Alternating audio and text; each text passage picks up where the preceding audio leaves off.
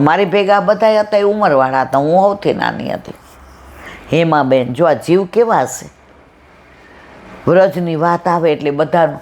હવે હેમાબેન એ પહોંચી ગયા, ઓલા ચંદ્રિકાબેન પિંગરા મણિનગરવાળા એ પહોંચી ગયા, ચારુબેન બરોડા એ છે, પછી ઓલા ચંદ્રિકાબેન મૂંગા એ છે, અને હું.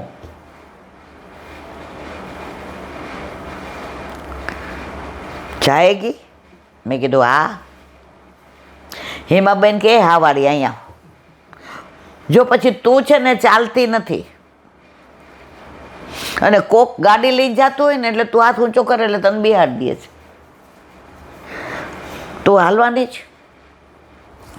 ઓલા એટલું સરસ વર્ણન કર્યું કે ખીંચે દાવજીને, ગોરા દાવજીને હળથી ખેંચેલા, હારું મન. મેં કીધું તો હાલીશ.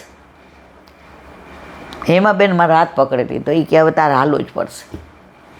હવે રસ્તામાં 2-3 ગાડી નીકળી, ઓલા માઇકમાં એનાઉન્સ કરતા હોય એટલે બધા ઓળખે તો ખરા. ઓલા ચારુબેનને કે આનો બીજો હાથ પકડો, એટલે આવડિયા છે ને હાથ જ ઊંચો ન કરે, અને ગ્લાસ બંધ હોય ને એટલે કોઈ કે આનો અવાજ ન સાંભળે. તોડાવીને લઈ ગયા મને, નહીં તો મને એટલું થાકી બહુ ગઈ હતી.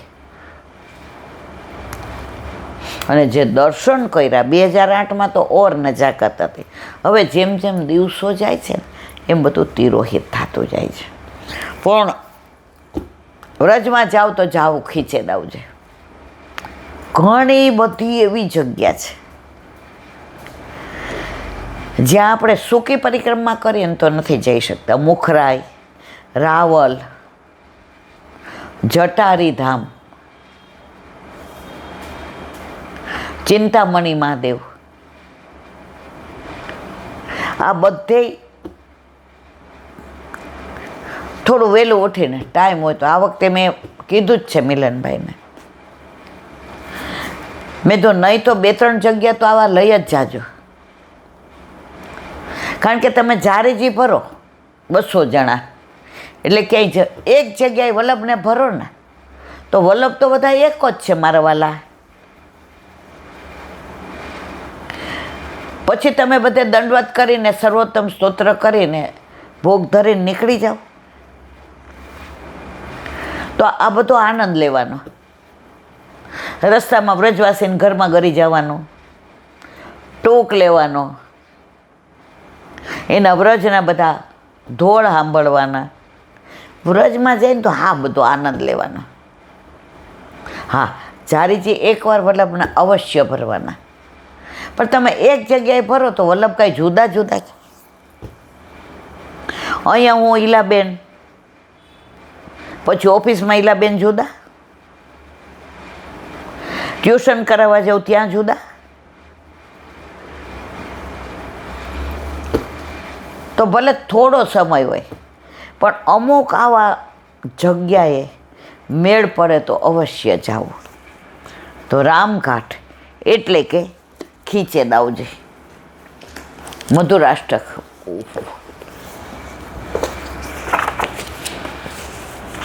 કાલે આપણે વલિતમ મધુરમ.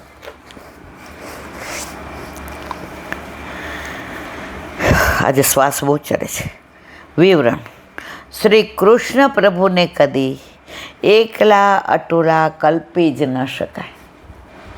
ઠાકોરજીને એકલા રહેવું જ ન ગમે. આજે સવારે એક વૈષ્ણવ હું કીર્તન ગાતી હતી તો મને કહેલા બેન, મારા ઠાકોરજી પુષ્ટ કરાવ્યા ને ત્યારના એકલા જ નથી રહેતા, 2-4 હોય જ. કે આ મને સમજાતું નથી. મેં કીધું રાસલીલા, તમારા પ્રભુને રાસલીલા બહુ ગમે એટલે આવી જાય છે. એ કે કોઈ પધરાવ આવે ને તો મને એમ થાય એ પાછું આ એકલા મારા ઠાકોરજીને નહીં ગમે. તો હજી તો ઓલા એ કે દરવાજો ખોલ્યો હોય ત્યાં બીજા ઠાકોરજી ઝારના પુષ્ટ. મેં કીધું કેવા નસીબદાર રાસલીલાના. આપ શ્રી હંમેશા ગોપ બાળકો, ગોપીઓ અને ભક્તોથી સદાય વલિતમ મધુરમ ઘેરાયેલા જ રહે છે.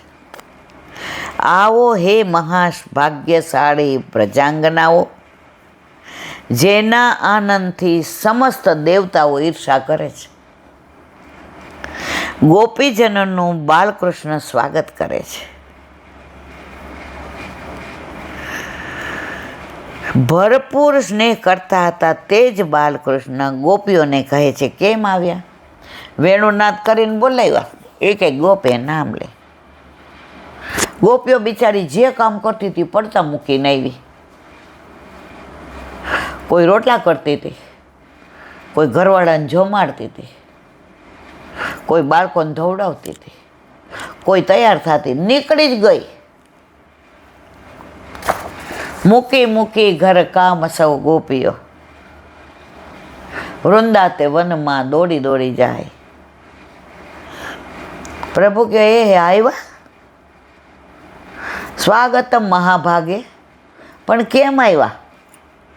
હાય હાય, કાપોત લોહી ન નીકળે. એક બાજુ બોલાવો છો વેણુનાદ કરીને, નામ દઈ દઈને, વિરહ કરાવો છો, બધું છોડીને આવ્યા અને હવે પૂછો જ કેમ આવ્યા? આપણે કોઈ વૈષ્ણવને કીધું હોય કાલે અમારા ઘર પ્રસાદ લેજો, હવે બિચારા જલ્દી પહોંચીને 12 વાગે આવે, એસી ચાલુ હોય એટલે બાયણું બંધ હોય, ખખડાવે. ઓહો આવો આવો, આ બાજુ નીકળ્યા હતા, બપોરે કેમ આવવાનું થયું? તમે કોઈ દી બપોરે નથી? અરે કેટલો આગ્રહ કર્યો, ફોન કર્યા 2 વાર, ત્યારે હું આવી. અને ઈલાબેન તો જો ગાંડા થઈ ગયા છે કે કોઈ દી બપોરે નથી, કાં આવ્યા? હવે ઓલા તો બિચારા કે કેવી રીતે કેવું તમે જમવા બોલાવ્યા પ્રસાદ લેવા? અહીંયા ઠાકોરજી કે ઓહો સ્વાગતમ મહાભાગે, આવો આવો, કેમ આવ્યા? કેમ આવ્યા? પાછા જતા રહ્યો. આવો ઘરવાળાને મૂકી નવાય? માંદા હોય, બોબડા હોય, બાડા હોય, બાંટકા હોય, રોગી હોય. શાસ્ત્ર કહે છે ગમે એવો વર હોય એને છોડી ન અવાય. મા બાપને મૂકીને આવ્યા, તમને વિચાર ન આવ્યો? એવા તાના મારે ઠાકોરજી કે જાઓ પાછા. આનો ગર્ભિત અર્થ એ છે કે બધું છોડીને આવ્યા, હવે પાછા જતા નહીં. પણ પરીક્ષા તો કરવી પડે ને. ઉનાળામાં શિયાળું માટલું લેવા જાય ને તોય ટકોરા મારીએ છે કે બરાબર છે ને? તો ઠાકોરજી ટકોરા મારે છે કે આમાંથી એકેયના ભાવમાં કાંઈ વાંધો નથી ને. આ વલિતમ ભાવનાની અદ્ભુત પરાકાષ્ઠા છે. આવી અદ્ભુત પરાકાષ્ઠાના માધ્યમથી ગોપીજનોના મનનો નિરોધ સંપન્ન થાય છે. મનનો નિરોધ અમૃત જેવો મધુર છે. આવી શ્રી ઠાકોરજીની વલિતમ વક્ર રીતિનો વિચાર કરતા આચાર્ય શ્રી મહાપ્રભુજી આત્મામાં આનંદની પુષ્ટ થઈ વાણીથી કહે છે, વલિતમ મધુરમ. આ પુષ્ટિ માર્ગની વિચક્ષણતા જુઓ. તમે કોઈ ભગવાનમાં આવી લીલા જોઈ? આવો પ્રભુ પોતાનો લાગે, ભગવાન એટલે આમ દૂર જ લાગે, બીક લાગે, હાથ જ જોડાઈ જાય. આને તો ગોદમાં લેવાનું મન થાય, વાલ કરવાનું મન થાય, આને યાર વાતું કરવાનું મન થાય, આને પૂછવાનું મન થાય. હું તો પૂછું ને ભૂલી જાઉં રે, શ્યામ તારી હું શું સગી થાઉં રે. હું તો ડેલીએ આવીને પાછી જાઉં રે, શ્યામ તારી હું શું સગી થાઉં રે. ગોપી કે હારું આ દુનિયાના સંબંધોમાં ખબર પડે છે, આ સાસુ છે, આ સસરા છે, આ છોકરા છે, આ પાડોશી છે, આ બેનપણી, પણ આની તો હું હગી થાવ છું. એ ગાંડી કરી નાખી છે મને. હું મારી નથી રહી, એની થઈ ગઈ છે. પણ એ એકવાર કહી દે ને કે હું તારો થઈ ગયો તો આ બધો પાર આવી જાય. જળ ભરવા જાઓ તો ખાલી બેડું લઈને સ્નેહ ભરીને આવું. સવારે ઉઠો તો એનો મુખોડા જોવાનું એવું મન થાય કે કાંઈ પણ બાનું કાઢીને નંદબાવાને ડેલીએ જાઓ.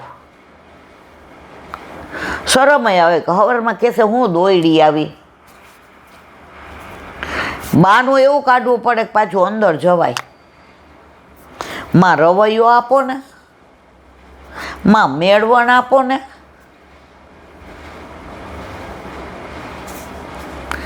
માં બુહારી લઈ જાઉં છું. યશોદાજી હા અંદરથી લઈ આવો. હવે અંદર જવું છે ને કારણ હું તમે આપણે બધા જાણીએ છીએ. મારા વાલા આ જ પુષ્ટિ માર્ગ છે, જ્યાં રસની બહુછાર. માહે પડ્યા મહાસુખ માણે, દેખન હારા દાજે. મુખડાની માયા લાગી રે, મોહન પ્યારા. મુખડાની માયા લાગી, મોહન પ્યારા. મુખડું મેં જોયું તારું, સર્વ જગત થયું ખારું. મુખડું મેં જોયું તારું, સર્વ જગ થયું ખારું. હવે હું તો બળભાગી રે, મોહન પ્યારા.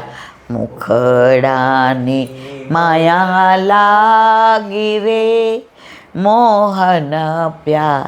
મીરાબાઈનો છે. આનામાં એવું આકર્ષણ, એટલે તો કૃષ્ણ છે. અર્થકારો એ જ થાય, કરશતી તો કૃષ્ણ. જે આકર્ષણ કરીને તમને એનું જો લો ચુંબક હોય ને, એ ગમે ત્યાં પડ્યું હોય ને, પણ એ ખેંચાવીને રીએ જ નહીં. એ અંધારામાં હોય, અજવાળામાં હોય, કે રસોડામાં હોય, કે બહાર પડ્યું હોય, કે કચરામાં હોય, એ ખેંચે છે.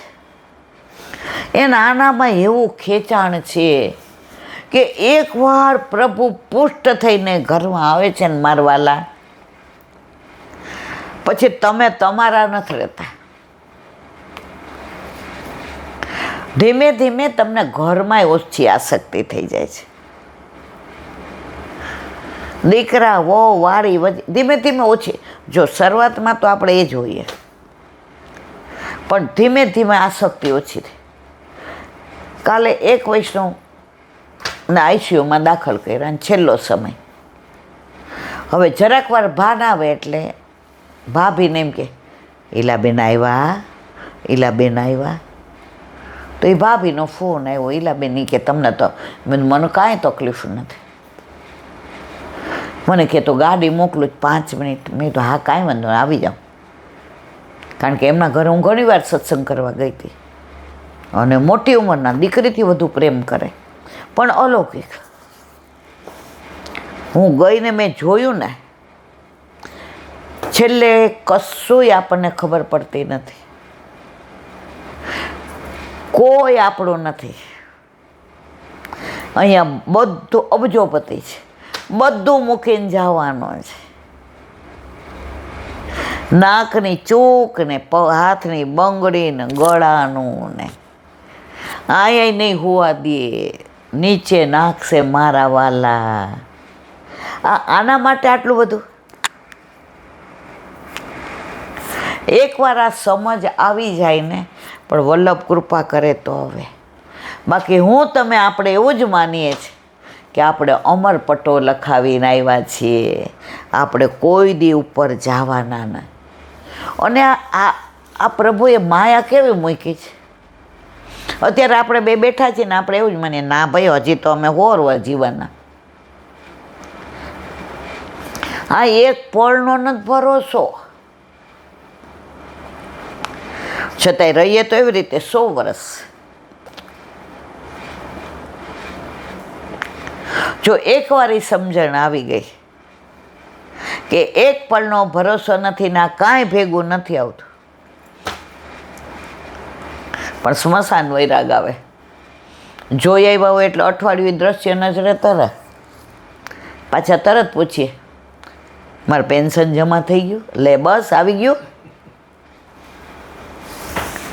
વલિતમ મધુરમ. વલિતમ મધુરમ એટલે પ્રભુની રસભરી ચેષ્ટાઓ, રસાત્મક અર્થમાં ટેઢા થવું. ગિરિધર સબહી અંગસો વાંકો, વ્રજ કીઓ સાકો. એનું વ્રજ એ વાંકું, એ વાંકો, એની લલિત ગતિ વાંકી, એ ઊભો રે વાંકો. એ કે પણ હું કામ વાંકો છી તો પૂછો, પછી જે ગાળો દેવી હોય એ દ્યો. આપણે પૂછ્યું એટલે હું કામ વાંકો. કેરીનો રસ હોય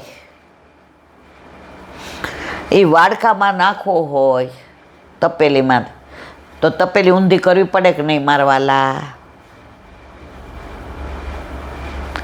તો વાડકામાં આવે ને, તો પીવાય ને, તપેલીમાં પીવાય. પ્રભુ કે તમને બધાને રસ પીરસવો છે ને, ગોરસ, રાસનો રસ, માનનો રસ, દાનનો રસ, હોળીનો રસ, માખણ ચોરીનો રસ, આ બધો રસ પીરસ હોય તો મારે વાંકું થવું પડે કે નહીં? ગિરિધર સબહી અંગસો વાંકો.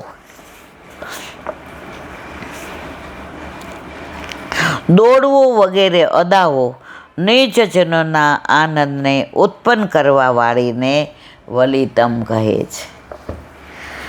આ પ્રભુની બધી લીલાઓ મારા વાલા